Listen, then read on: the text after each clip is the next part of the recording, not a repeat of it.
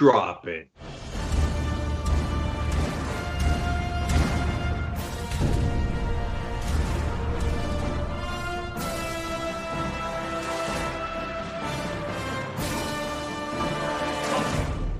Power panel. Well, it's two people, but it's very, very powerful. Cenk Uygur and Kasparian. The power panel is back on a Friday. My dress shirts are back.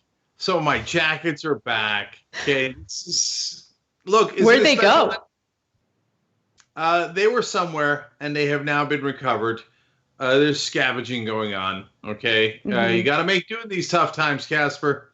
Okay.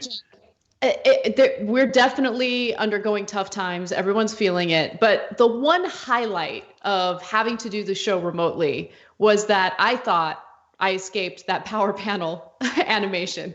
But no, you found a way to bring it back. That's right. That's right. Look, the members asked for it. I'm here to deliver. Okay. I am just a conduit for you guys in the audience. You are the Young Turks. Speaking of which, let's conduit away. I wanted to see how we're doing this month. In the fundraising drive, we were doing tyt.com/go, trying to get 200,000 a month. So we don't, I'm not saying anything. I'm just saying. So let's see how that goes. Do we got a thermometer, Brett? Yeah, $59,760. Is all I have to say about that. Wasn't it like 37,000 last time we checked? No. That would have been no. Okay. But still, that's pretty damn impressive. It's April 3rd. You guys are amazing. No, it's great. It's great. We were like at 52,000 at the end of yesterday's show. So it's fantastic. Let's keep it going. Can I see 65 by the end of a special Spiffy Friday? Okay.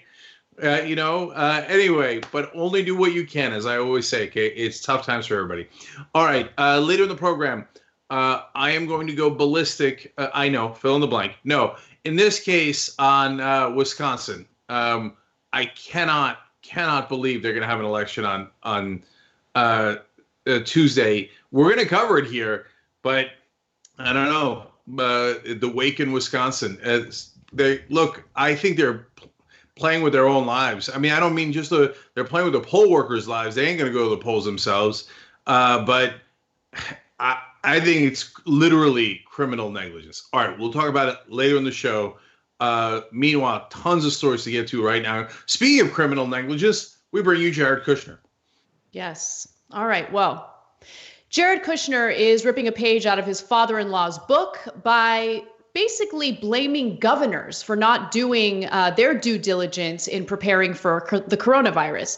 Now, Jared Kushner is not known for doing press conferences, but in a recent press conference in regard to COVID-19, he felt the need to argue that the federal stockpile of the desperately needed medical equipment is just for the federal government. It's not for the states. Let's take a look. You have instances where in cities they're running out, but the state still has a stockpile.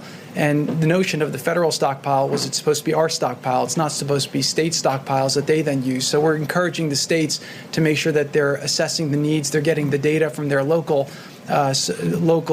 situations and then trying to fill it with the supplies that we've given them.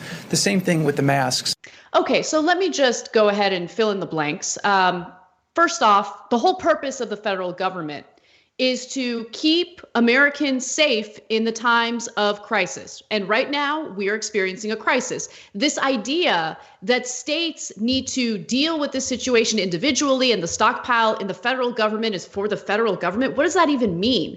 Well, let me tell you what was on the Department of Homeland Security website. It's the Strategic National Stockpile website, to be specific.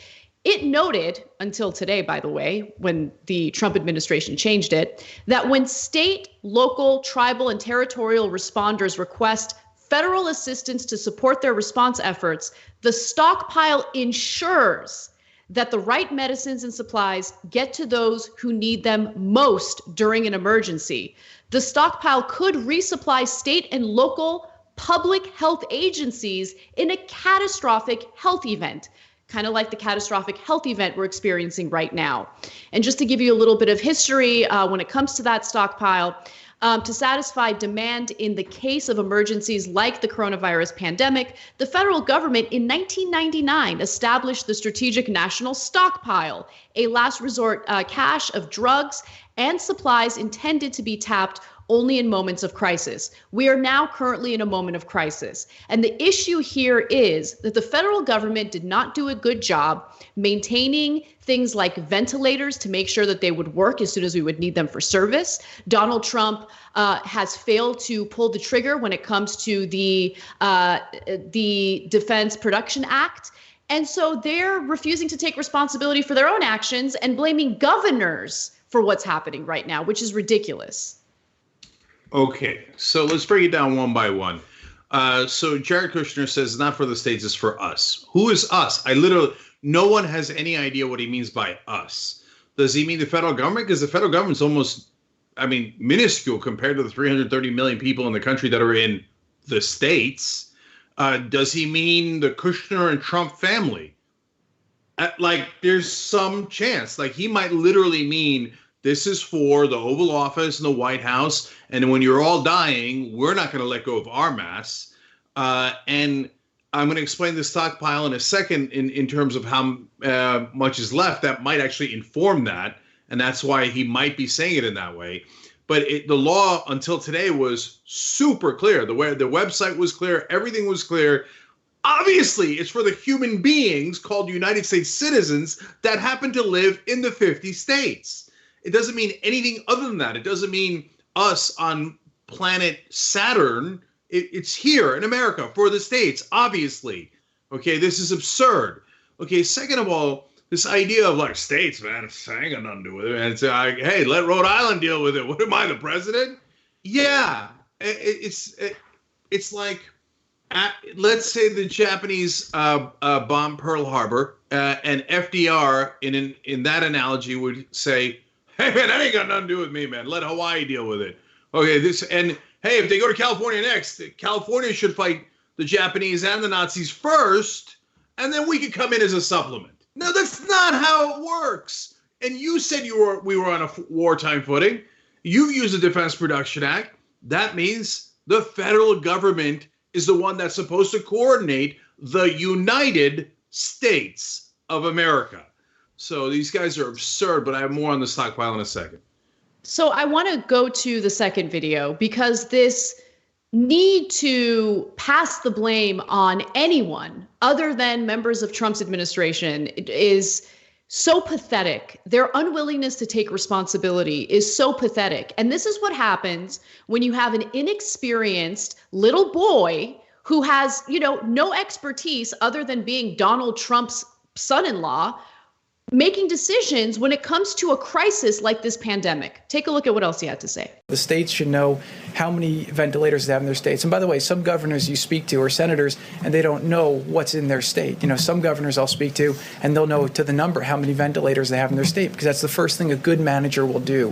What a lot of the voters are seeing now is that when you elect somebody to be a mayor or a governor or a president, you're trying to think about who will be a competent manager during the time of crisis. This is a time of crisis, and you're seeing certain people are better managers than others. So what I would say is that the way that the federal government's trying to allocate is they're trying to make sure, A, you have your data, right? Don't ask us for things when you don't know what you have in your own state. Just because you're scared, you ask your medical professionals, and they don't know. You have to take inventory of what you have in your own state, and then you have to be able to show that there's a real need. And so we pre-positioned a lot of things because most governors off the bat didn't know what they needed. No, Cenk, I got to give you some context because it's rich to hear him argue. Some people are just bad managers. They're bad managers. They don't know. They haven't taken inventory. Let's go to the last graphic because the federal government has failed to take inventory of its depleted medical supplies. For instance, the national stockpile was significantly depleted during the H1N1 influenza outbreak of 2009 when 85 million N95 respirators were distributed from their stockpile and was never significantly replenished despite repeated warnings and requests from healthcare and industry groups. Now, honestly, it was depleted since 2009, so that's partly on Obama as well. But right now, with the Trump administration in charge, it's ridiculous for Jared Kushner to argue that Governors are the bad managers when the federal government hasn't done a good job maintaining its own inventory of desperately needed medical supplies. To the best of their ability to know it, they think that there are only 12 million masks left in the stockpile. We gave out 85 million in a emergency of H1N1 that was a far, far smaller viral disease than the one we're facing now. That affected a lot less people and that killed a lot less people. So this thing is spreading like wildfire. We have an unreal number of cases now. In New York alone has over 100,000 cases, and these guys don't have enough masks. And they didn't think to make more masks when we have known for months that this is happening. So January 21st is the first case of the wildly contagious coronavirus hitting the United States of America and the state of Washington. January 21st, January 20th, it hits South Korea. South Korea reacts immediately. They have medical protective gear. They have tests. They put aside the people who are sick. They determine who is sick. We, on the other hand, with our grotesque incompetence, the world's worst manager, Donald Trump, we do nothing. We don't even tell people that they need masks, and the CDC and the FDA don't weigh in, FDA in particular in this case, until March 2nd. We knew for sure in the beginning of February. We wasted one whole month doing nothing. Not only not building the stockpile, but also, as we're going to discuss later in the show, not telling the manufacturers that they must produce more masks. Meanwhile, the manufacturers are trying to gorge on profits and worrying about their own bottom line while people are dying. And Trump did nothing. So they might be down to such little masks in the stockpile that Kushner or Trump are literally thinking, I don't want to give that in case I need it and my doctors need it. This is the kind of total incompetence by Kushner. And he has the nerve to come out here and like talk as if like, oh, he's a management guru. Hey, if you didn't get the memo, Jared, your dad bribed Harvard into letting you in. You didn't actually earn your way into Harvard. You're an idiot. You literally did the worst real estate deal in American history. That's a fact. The most expensive building at the peak of the market. If Qatar didn't bail them out through their corruption because his father-in-law became president, he would have bankrupted his entire billionaire family. This guy's a total moron. And he's lecturing us on how to manage things? Please. Look, the only thing Jared Kushner seems to be really good at managing are his eyebrows, which I believe are overmanaged. Like, let them grow, homeboy. Let them grow. But aside from that,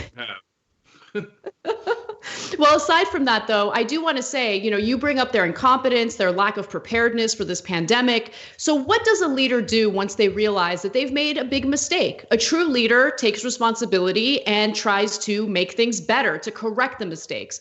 But that's not what happens in the Trump administration. As I mentioned earlier, the Strategic National Stockpile website was very clear in stating what the law was, or is actually, and what that stockpile is meant for.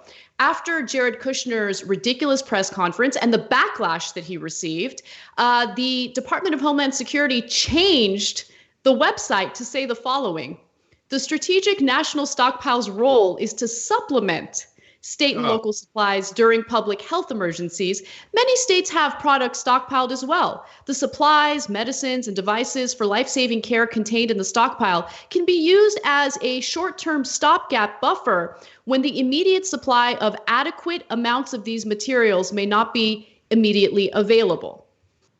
So they changed the wording to make it appear as though the onus is mostly on the states. The states need to take care of themselves. They're independent. And if they desperately need it, maybe the federal government can jump in and provide some help. It's ridiculous. As Anna read to you earlier, the earlier message said that the federal government must ensure that the states have enough medical materials.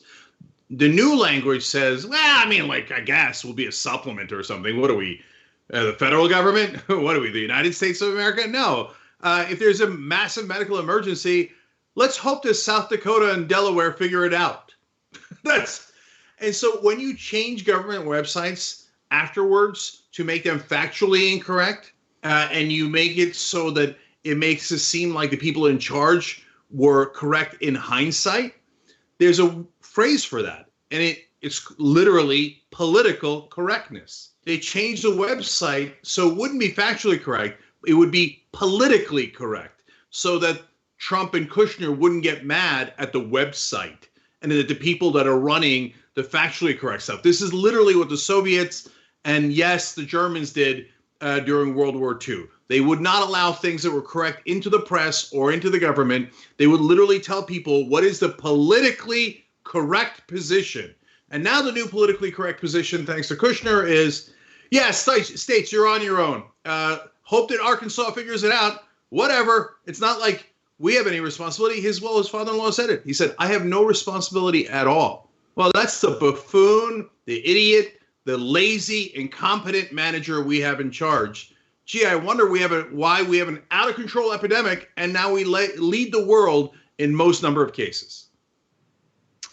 Well, let's move on to one other angle when it comes to medical supplies, and this is pretty devastating. So, as we know, many physicians are in dire need of respirator masks. They're known as the N95 respirator masks that 3M makes in specific. And luckily, Donald Trump did invoke the Defense Production Act in order to increase the production of these desperately needed masks. He invoked it last night.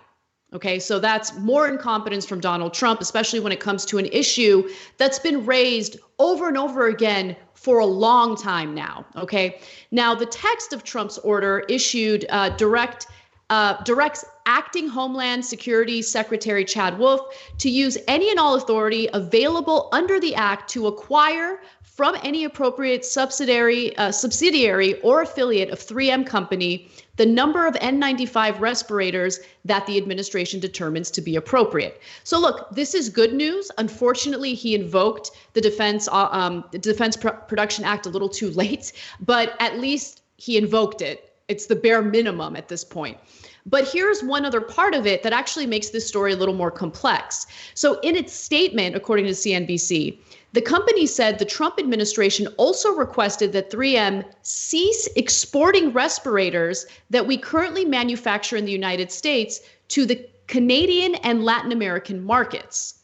Okay, so there was a fascinating response from the CEO of 3M, and I hadn't really thought about how actually following through with what the Trump administration wants here could backfire in very terrible ways. But Cenk, I wanted you to jump in before we go to the CEO's response. Yeah, look, I think the CEO is totally full of crap, and I think he has been from day one. So there is some merit to his response that you're going to read in a sec. But overall, of the two parties here, my loathing for Donald Trump, I think, is fairly well known, right? And the fact that I think he's one of the dumbest people in the country is fairly well known. The way that he did this was negligently late, and of course, as usual, in a childish tweet. Having said all of that, between Trump and the 3M CEO, who's right? Trump is. The CEO for 3M is worse. He could have been manufacturing these a long time ago, but he held out for liability protection that they've been asking for a long time, having nothing to do with the coronavirus, because I don't know if their products are defective, but apparently they think they are. And so they didn't want to face lawsuits if people get sick. So they're like, nope, I'm not going to produce anything unless you give me liability protection. So let me jump in, because there's definitely a lot of truth in what you're saying. They've been trying to do away with certain regulations when it comes to these masks for a long time.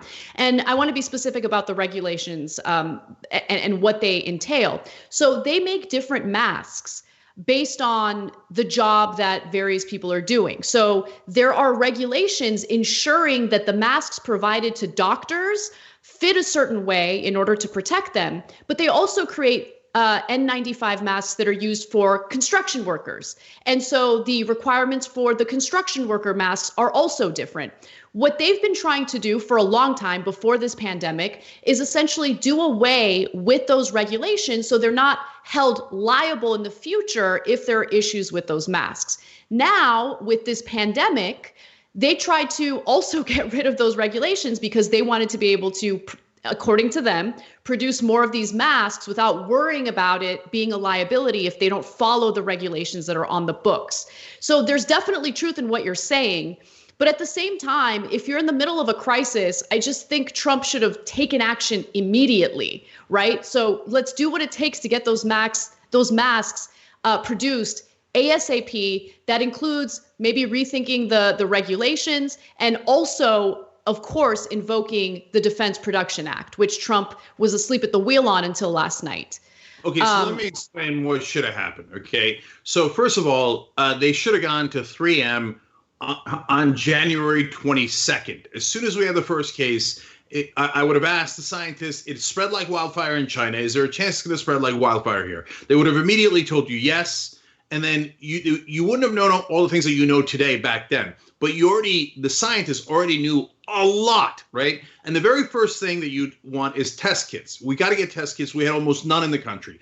Total unbelievable grotesque incompetence not to order those test kits immediately and get them here. Number two thing you need is masks and protective equipment, including gloves. Obviously. So they don't do that at the end of January. They don't do it for all of February.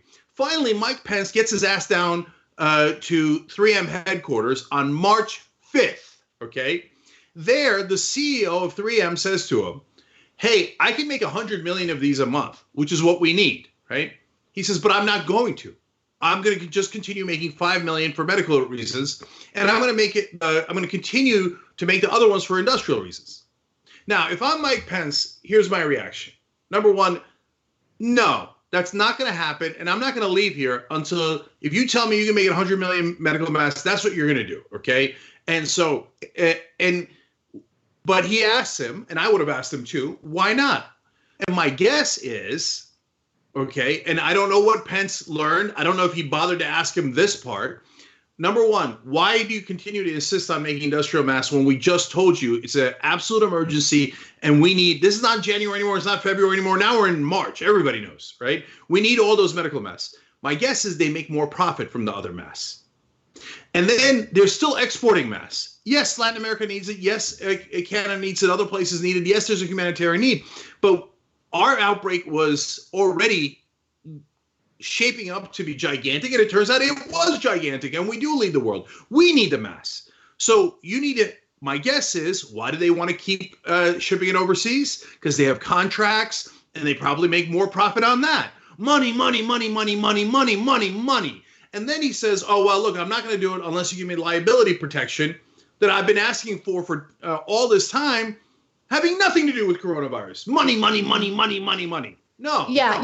No. March 5th, Mike Pence should have said, you're going to make these goddamn masks, and you're going to get me 100 million masks. Otherwise, I'm using the Defense Production Act tomorrow. You're going to make the goddamn masks. Instead, he's like, yes, sir, Mr. CEO, sir. You're my donor, sir. Yes, sir. Oh, yes, you do whatever you want, sir. And finally, they get their ass around to doing it. And that's why I'm telling you today, Trump is right and the CEO is wrong, because I'm fair and I'm honest. But God damn, they're late. Yeah, they are. They are late. And you do make a devastating point, Cenk, because I was thinking, yeah, I mean, look, we're in the middle of a crisis. So let's just, if we need those masks made, yeah, let's give them what they want when it comes to the liability regulations. But your devastating point is we need medical masks. So halt production on everything else and make the medical masks. That way you're not worried about liability because you're making the exact masks that we need. And they actually follow the regulations that are there for a reason, right? Those regulations are there to ensure that the masks are actually effective in helping doctors and nurses protect themselves when they're treating, patients who have a virus. So that's a really good point. But go ahead, Cenk. Anna, one more thing. Look, I know that they have a bunch of industrial masks they can convert over. No problem. Convert them too. Maybe that's quicker. Great. Convert them. You're worried about liability. You don't. If I'm Pence, I say, yeah, in this, I'm not going to give you blanket liability for the rest of time and for your past mistakes. But in this case, you want liability protection, we'll give it to you. And in fact, the federal government did. They issued a regulation saying, don't worry, if there's any liability in this case, the federal government will take on that liability and not 3M. That actually was the right thing for the federal government to do because I don't have time for 3M's goddamn lawyers. And if they take one more day, I'll have the lawyers arrested, do the Defense Production Act, and have them make those goddamn masks. But okay, fine, we already gave you that. No, then 3M, in their infinite greed, said, nope, even though you already gave me the regulation that I want it for the future as well. And I'm not going to act until Congress passes a law. And that took several more weeks. And yes, of course, the Republicans gave them what they wanted, blanket immunity for the rest of time. Because this is all about 3M's profits. Because what we did with creating the stock market and public corporations is we built a greed machine. And it will not stop. And it will mow down everything in its path to maximize profit. So it doesn't matter if hundreds of millions of lives are on the line.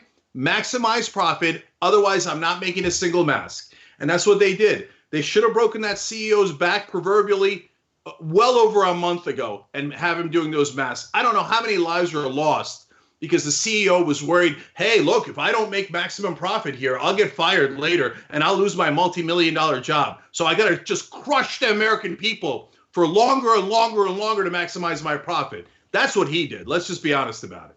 So there's one other component real quick, Cenk, that I feel like we do need to discuss, though, because it has to do with what 3M is threatening could happen if they cease exports to Canada and Latin American countries. The company in a statement said, ceasing all export of respirators produced in the United States would likely cause other countries to retaliate and do the same, as some have already done. If that were to occur, the net number of respirators being made available to the United States could actually decrease. This is the opposite of what we and the administration on the behalf of the American people both seek. So, I mean, that's an interesting argument. I would like to see actual numbers and evidence of that.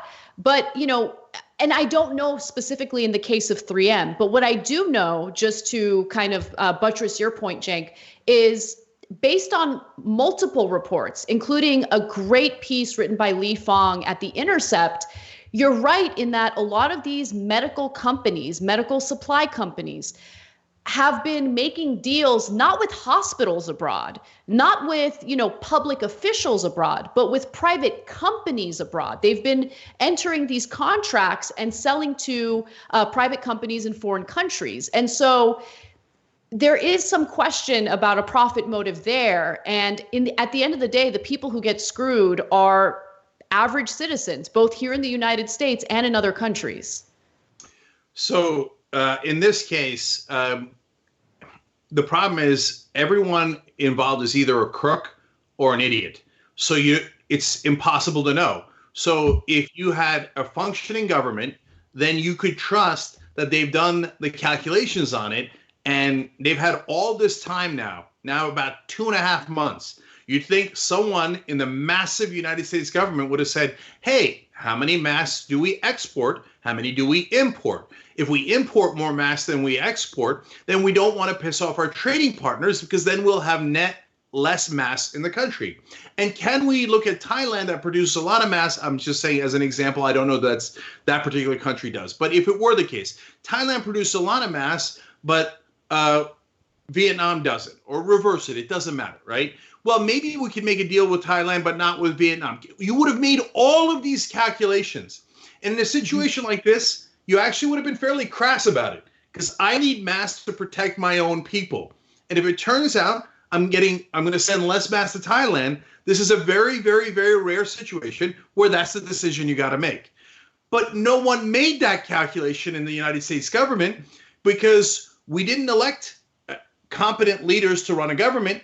We elected reality show hosts to run a circus. So now that we have a serious pandemic on our hands, we don't know what to do with the guy who walks on glass and the bearded lady and the carnival barker and the clown.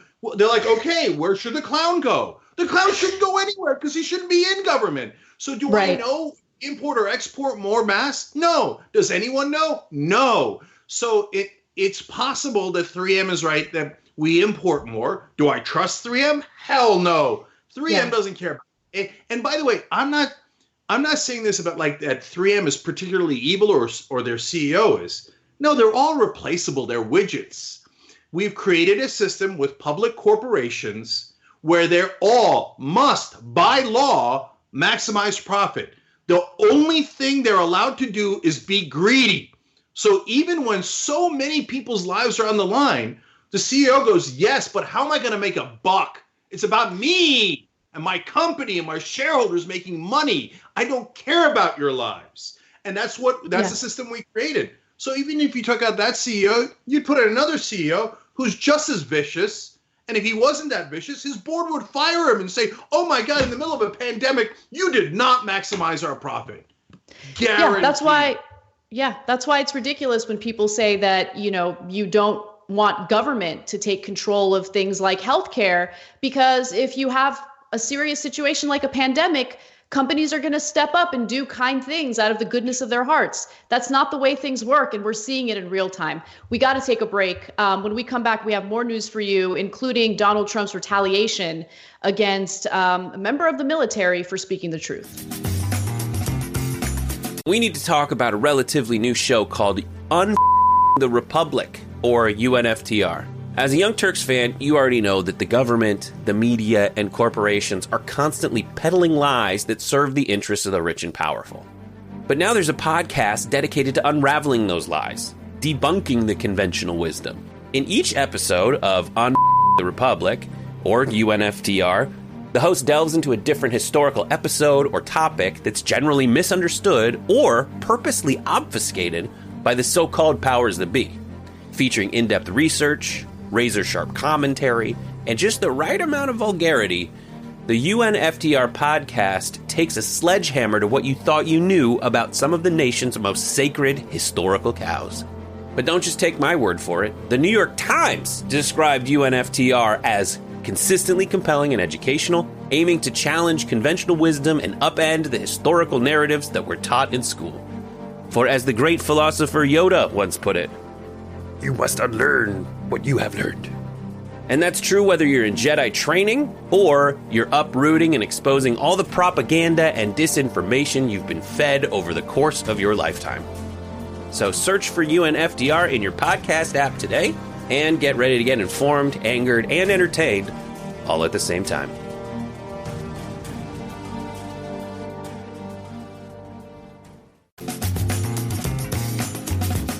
All right, back on the Young Turks, Cenk and Anna with you guys. I got great news for you guys. Old school's back. It's a reference to an old Eminem song. Anyway, so on Tuesday, we're going to have an extravaganza. Normally, old school would be mainly behind the paywall, but this time it'll be free, available to everyone. We're going to have an hour-long post-game that would normally be behind the paywall, but it's going to be free, available to everyone. We're going to do the Wisconsin coverage, the bloodbath in Wisconsin. It's gross. We're going to talk about it later in the show. But yes, believe it or not, they're actually having an election on Tuesday. So it's our coverage of that whole night starts at 6 o'clock Eastern. And you've got all those shows, including the return of Old School, all back to back to back. So don't miss it. Tell everybody tyt.com/live or youtube.com/tyt. Okay. Now, one other thing that's really important, programming change, except for that Tuesday. Going forward, conversation is also back, but it's actually before the main show. So it'll be at 5:30 Eastern every day. So tune in a little bit earlier than you normally would. 5:30 Eastern will be interviews, including with great progressives, reporters, candidates, etc. Okay, as quickly as I can, let me get through the comments. The members say fun things. Nipple Pierce Jenkins Skinny Jeans writes in, they said it couldn't be dropped, but it was dropped. Woohoo, Power Panel's back. I agree. Witchy Witch says Kushner's a slumlord. He's probably hoarding his own stockpile, letting people die amid the roaches he refuses to fumigate. That's Witchy Witch's opinion. When I see it there. Bernie is my spirit animal, says Jared is like the neighbor's bratty kid that you just want to punt back onto his side of the fence. I can't stand him. Don't punt anyone, but boy, does he look like a bratty kid. Okay, you guys are right. Got a lot more news for you guys, so we got to go. All right. So let's talk about Trump's need to retaliate against anyone who might embarrass him. So the commander of the USS Roosevelt has been relieved of duty after he raised the alarm over a number of sailors who were showing signs of COVID-19. And he was right. So Captain Brett Crozier was the captain who was eventually relieved of duty. He was the commanding officer of the Roosevelt, an aircraft carrier with a crew of nearly 5,000 people. Now, he's going to be relieved of duty, but he will keep his rank and remain in the Navy. Now, the official reason for relieving him of duty is loss of trust and confidence, according to officials who spoke to NBC News. Now, many of the sailors who were aboard that ship ended up testing positive for the virus. The ship pulled into port in Guam last week, several days after multiple crew members tested positive for the virus. By Wednesday, there were 93 positive test results, and more than 1,000 people were taken off the carrier and placed into isolation on Guam. Now, he did the right thing, if you ask me, because there needed to be action. He wrote a strongly worded letter that eventually got leaked to the press. But since it got leaked to the press and it apparently embarrassed the military, maybe even the Trump administration, he was eventually relieved of duty. Now, just to give you a sense of how the sailors feel about him, here's what the reaction was as he was walking off the aircraft carrier.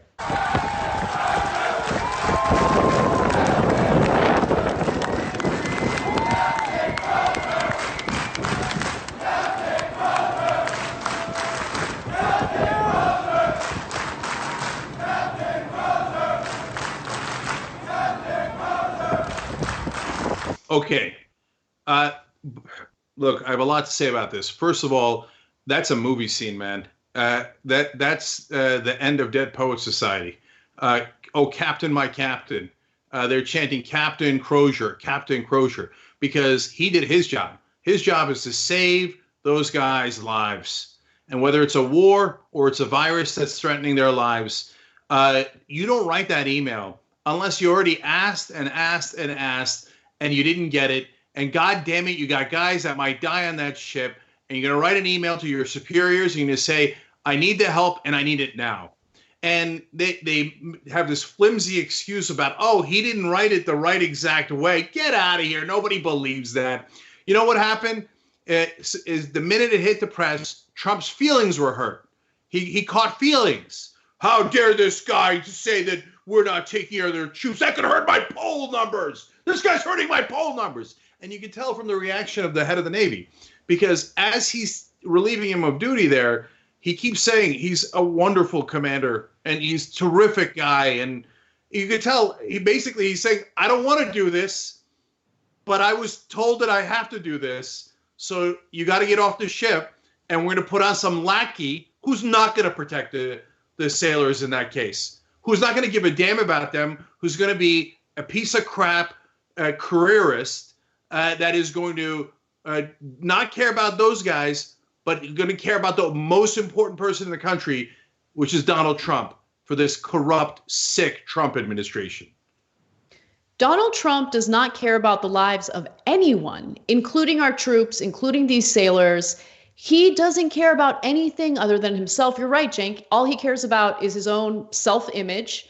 And what's incredible is how they'll drag him through the mud and try to destroy his reputation in an effort to save Donald Trump's ego. So acting Navy Secretary Thomas Modly, the same individual you're referring to earlier, said that Crozier was removed from his post because he sent the letter over non-secure, unclassified email to a broad array of people rather than up the chain of command. Look, I got to be honest with you. Who the hell cares about the chain of command when it comes to raising the alarm about a very legitimate issue? You have people stuck. You have soldiers stuck on this aircraft carrier, and action isn't being taken to protect them against a virus that's killing thousands of Americans as we speak. No, I don't believe them. I don't believe them. So first of all, look, chain of command matters, but Crozier is not going to write a letter. He didn't get to be captain of that ship accidentally. The guys who get promoted to that level, I'm not saying like I have hero worship of them. You know, it totally depends on the circumstance. That's not who I am. But they don't get to that level without knowing how to handle the bureaucracy and the chain of command. So I'm sure that the reason he wrote that letter is because the chain of command was not working. He would bring it up to people and get dismissed because now the fish rots from the head down. And you have a commander-in-chief who's a bumbling egomaniac who doesn't respond to anything. And so he writes that letter, but he writes it to several people in his chain of command. It's not like he wrote it to randos, okay? He didn't write it to the press.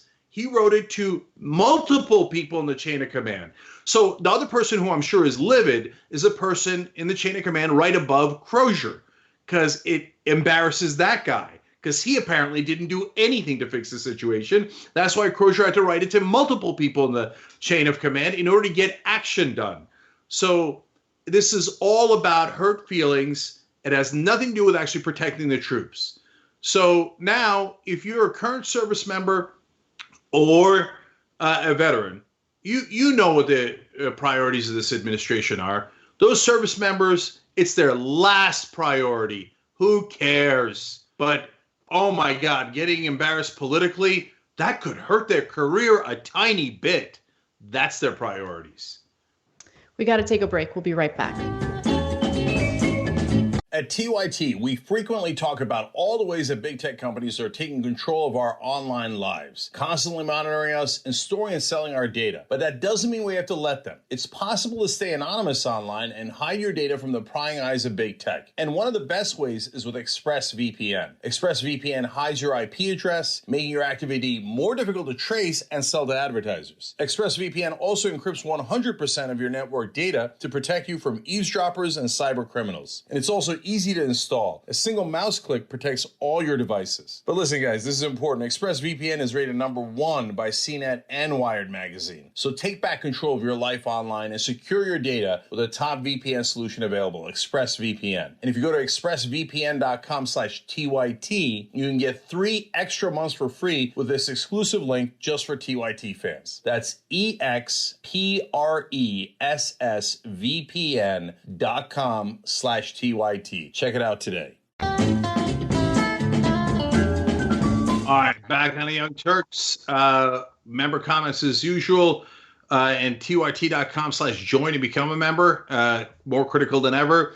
And by the way, guys, today there's a usual post game and happy half hour after the show. Make sure you check that out. We got a lot more programming for members as well. Always tyt.com/join. If you want, if you're watching on YouTube, there's a little join button underneath the video. You click on that. Several different layers. The $4.99 layer gets you the post games. Okay, I'm a damn lib. Writes in.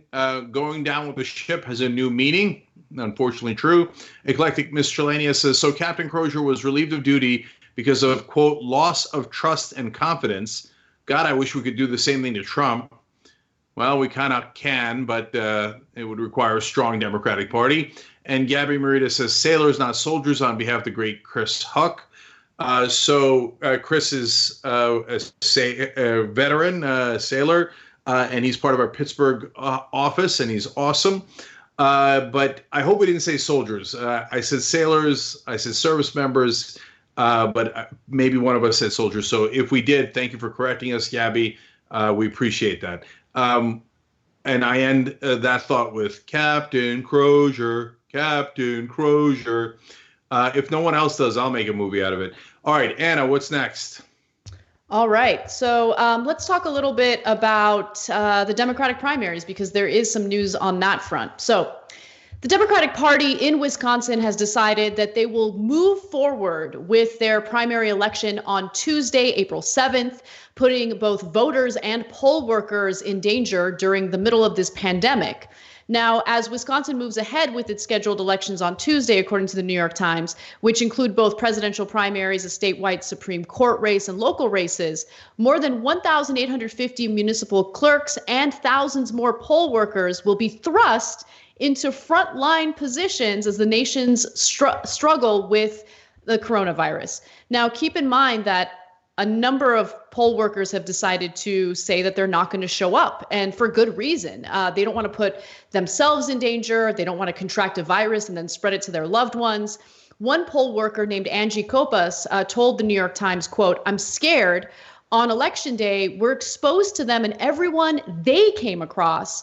I'm the only person in the office and I run it all. And so one of the other issues is, since so many poll workers have decided that they're not going to show up, the state has decided, well, we're not going to have as many polling locations available. So they're going to cram most voters in small spaces by closing down a bunch of the other polling locations. A much better solution to this would be to postpone the primary, as other states have done. But Wisconsin is refusing to do that. I think there's a chance that there's going to be criminal responsibility at the end of this. I can't understand how these governors at this late date still don't understand what's going on. I haven't looked at polls in 3 weeks. So I imagine that Biden is leading, probably by a lot. And that's probably why they want to rush this election. I'll say something else. I guarantee you that if Bernie was leading, there's no way they hold this election. No way, no how. Everyone on planet Earth knows it. And if the governor of Wisconsin or Tom Perez says anything otherwise, they are unmitigated liars. Everybody knows that. Okay. So now let's talk about how dire the situation is. So they think it's all like a Biden versus Bernie, Biden. No, guys. They don't have masks yet. A huge percentage of the poll workers are over 60 years old. They're like, we're hoping that the masks will arrive right before the elections. You're hoping? You're going to send in people into an enclosed space that are over 60 years old. I was reading the details of some of the poll workers. They've got lung problems. They've got this disease. They've got that disease. We got 1,850 municipal workers, clerks, and then clerks, and then thousands of poll workers on top of that. Huge percentage over 60 and potentially you're going to, without gloves and masks, they're going to go into an enclosed space and sit there for hours as hundreds of people go through them. No, are you insane? If you're a poll worker in Wisconsin, I love you. And elections are so important. And we tell people to vote and go out and vote more than almost any show you could possibly imagine. But if you're a poll worker, don't go. Forget Bernie, forget Biden. It isn't about that. They're endangering your life. It's airborne. It's airborne. Yes. Let me give you air for 2 to 3 hours. If you go in there, it's going to be a vat. Don't go in. I'm serious. And if you're a voter, do mail in. I mean, these criminals are making you vote by Tuesday. You got to do mail in. You can't go in person. Milwaukee had 180 polls that are normally open. They're down to 12? Okay, so that's down to 12 or fewer on election day. You're going to cram 180 the amount of people that would have gone to 180 different polling stations into 12, and you're going to make those poll workers sit there. Even if they had masks, they shouldn't go. It's way too dangerous. Without masks, hell no. As of Tuesday, 7,000 poll workers said that they would not show up. And I don't blame them at all. And 111 precincts did not have a single poll worker on schedule, meaning many locations would be forced to close. At that point, Governor Tony Evers, a Democrat, said, oh, it's not a problem. We'll just get the National Guard to step in. But then you're risking the lives of members of the national, lives are lives. Like, what kind of stupid argument is that? And what's also stupid and incredibly disgusting and selfish is the response from Joe Biden, because Joe Biden was asked about it during one of his disastrous virtual town halls. And I say disastrous, not just due to the content of what he's saying here, but because his team can't get anything right. They apparently, they just discovered what the internet is. Just take a look at this disastrous video. Yes, I know it's out of sync. It's not our doing, it's their doing. But listen to the message that Biden is sending here as people are dying from this pandemic. A convention having tens of thousands of people in one arena is very different than having people walk into a polling booth with accurate spacing to 6 to 10 feet apart, one at a time, going in and have machines scrubbed down. But I do think there are going to be a lot more. I think you could hold the election as well, dealing with mail-in ballots and same-day registration. I mean, there's a lot of things that can be done. That's for the Wisconsin courts and folks to decide. It's amazing. It's amazing. And unsurprisingly, Bernie's response was very different because Bernie understands the importance of keeping people safe. I mean, it's incredible, right? Because on one hand, the Democratic establishment, rightfully so, is very critical of Donald Trump and how he refused to pass those federal guidelines encouraging social distancing, right? But then on the other hand, how do they have any leg to stand on? How could they ever criticize Donald Trump when they themselves are thinking about their own political agenda here? And they're putting people of Wisconsin in danger as we speak by encouraging them to go vote. And they're encouraging poll workers to show up to the polls. It's insane. So, look, as usual, it creates an uneven playing field. Because Biden is telling his older voters who believe anything, yeah, you're going to be safe. Don't sweat it, man. My career is more important than your life. Go vote for me, right?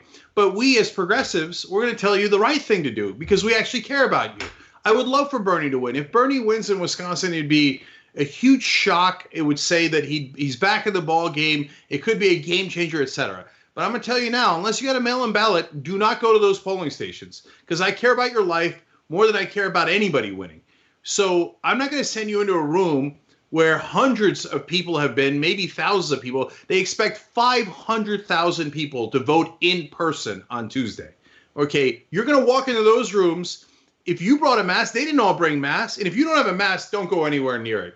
And you got to have gloves because they're touching all the surfaces. Oh, Biden says, oh, don't worry, they'll clean the surface every time. Will they? A lot of people will forget. And not only that, a lot of them will botch it. By the way, it's not just Democrats. Republicans are also guilty.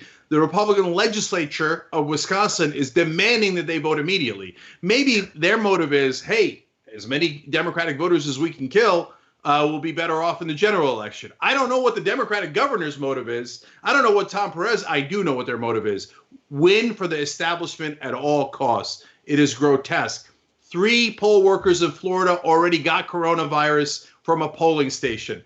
And that was when the disease was not as heated as it is today. So that's at least the ones we know of. This is a nightmare waiting to happen.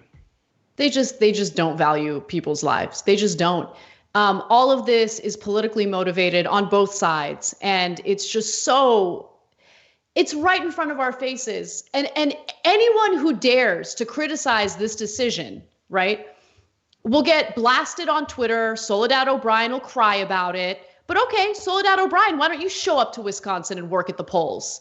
Okay, get off Twitter for a second and do something of use with your time. Trash. Their precious lives. Tony Evers, I want you to, if there's a single poll worker without a mask, I want Tony Evers showing up at those goddamn polls without a mask and without gloves and standing a post. I want Tom Perez standing a post. If you're not going to do it, and you're not going to do it the same way that the poll workers are, then you should cancel the election. Otherwise, later, if anyone dies because of it, you should be brought up on criminal charges. All right, everyone. Thank you so much for watching. Have an awesome weekend. We'll see you next week. Thanks for listening to the full episode of The Young Turks. Support our work, listen ad-free, access members-only bonus content, and more by subscribing to Apple Podcasts at apple.co/TYT. I'm your host, Cenk Uygur, and I'll see you soon.